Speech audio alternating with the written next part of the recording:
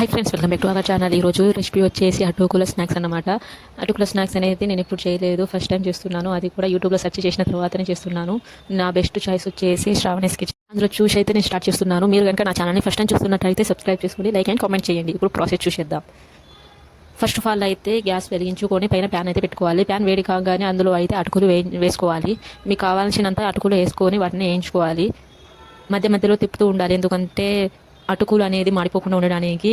ఈ ప్రాసెస్ మొత్తం మీడియం ఫ్లేమ్లోనే జరగాలండి. హై ఫ్లేమ్లో వేయించుకోవడం వలన అటుకులు అనేది జల్దీ మాడిపోతాయి. మీడియం ఫ్లేమ్లో వేయించుకోవాలి. మధ్య మధ్యలో తిప్పుతూ వేయించుకోవాలి. అటుకులు అనేది ఇలా వేగిపోయిన తర్వాత స్టవ్ అనేసి ఆఫ్ చేసుకొని ఇలా పక్కకు అయితే తీసుకోవాలి. ఇదే ప్యాన్లోకి అయితే ఫ్రై చేసుకోవడానికి తగ్గట్టు ఆయిల్ తీసుకోవాలి. ఆయిల్ తీసుకున్న తర్వాత ఆయిల్ వేడి కాగానే కొన్ని పల్లీలు అయితే వేసుకోవాలి. పల్లీలు అనేది ఫస్ట్ వేసుకోవాలి. నేనైతే హాఫ్ కప్ పల్లీలు అయితే వేసుకుంటున్నాను. ఎందుకు ఫస్ట్ వేసుకోవాలని అంటే తర్వాత వేసుకోవడం వలన పల్లీలు అయితే పచ్చిపచ్చినే ఉంటాయి. అందుకనే ఫస్ట్ వేసుకోవడం వలన పల్లీలు అనేది మంచిగా వేగిపోతాయి అన్నమాట. అందుకనేసి ఫస్ట్ పల్లీలు వేసుకుంటారు. తర్వాత వచ్చేసి నేనైతే పోపు గింజలు అయితే వేస్తున్నాను. ఈ పోపు గింజలు అయితే నేను స్పూన్నర అయితే తీసుకున్నాను. స్పూన్నర అయితే వేసుకోండి, మీ చాయిస్.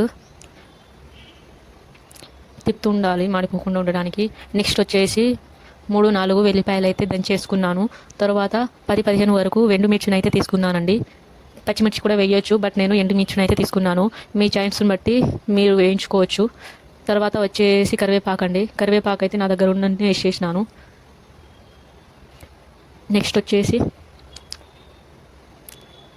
పసుపు అనేది కలర్ డిఫరెంట్గా ఎక్కువ కనబడాలి కాబట్టి నేనైతే స్పూన్నర అయితే వేసుకున్నాను పసుపు. తర్వాత టేస్ట్కి వచ్చేసి సాల్ట్ వేసుకోండి తగ్గట్టు.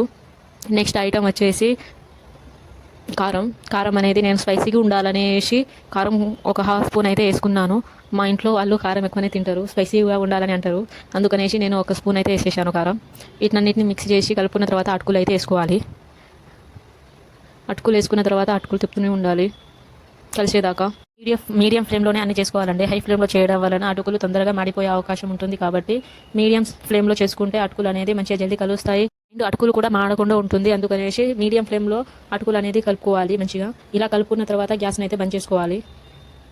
నేనైతే ఇట్లా ప్రిపేర్ చేసుకుంటున్నాను. మీరు ఎట్లా ప్రిపేర్ చేస్తారో నాకైతే కామెంట్ చేయండి. ఏదో ఫస్ట్ టైం ట్రై చేశాను, ఇది సక్సెస్ అయ్యిందో ఫ్లాప్ అయిందో అనేది నాకు తెలియదు. సక్సెస్ అయితే కామెంట్ చేయండి, లైక్ అండ్ షేర్ చేయండి. Thank you so much for watching.